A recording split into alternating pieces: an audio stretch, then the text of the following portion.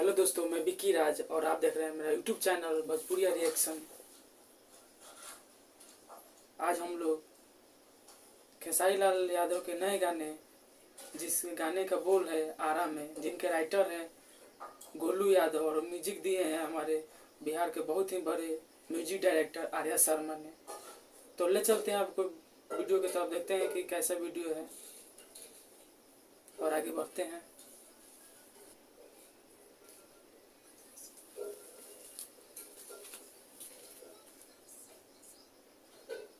दिल में खुशी तब तक रहती है जब प्यार पास होता है, लेकिन वही प्यार जब दिल से दूर जाता है तो दीवाना बदमाश होता है।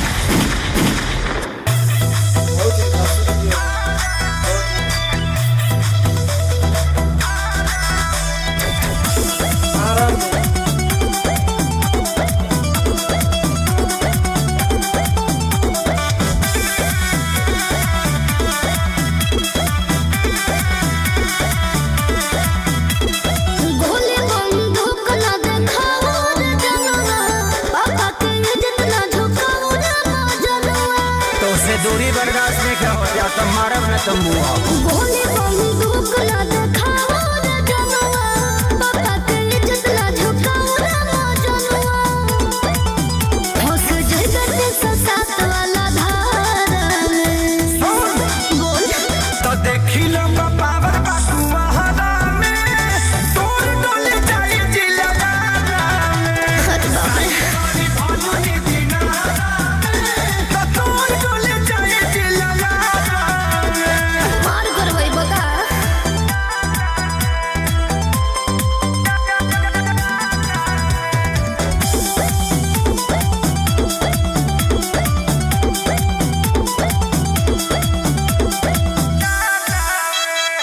हो जाए गुंडा तू नामी कोके हमार बदनामी, बताओ तू ना तब केहू ना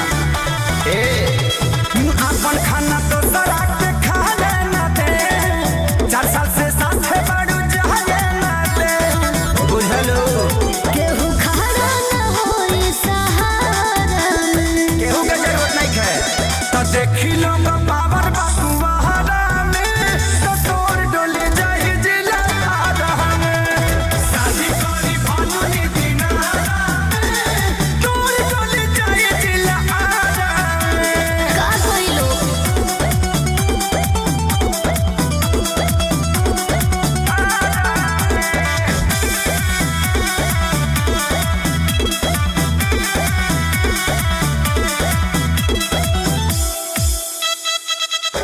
तो फूल का टबल गईला, आज तुम मोहब्बत से टल गईला, मजबूरी बजान न थना करती हाँ ढेर मना है हम प्यार से ये जान, अब मना है बहुत यार से ये जान, खेसारी गोलू के नहीं बाबर में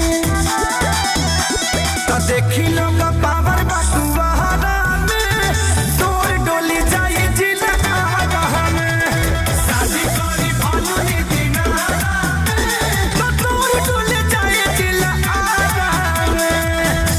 केहू के मान के नहीं किया हम भाई। वीडियो का क्वालिटी सारे गामा भोजपुरी से किया है लोग, जो कि बहुत ही अच्छा शूटिंग हुआ है, बहुत ही जबरदस्त लगा।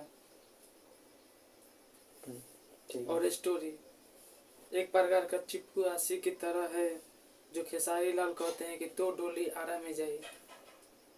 एक्टिंग की बात कहे तो और खेसारी लाल और दिव्या रालाहान है, जो कि इन दोनों का जोड़ी बहुत ही सुपर डुपर हिट है।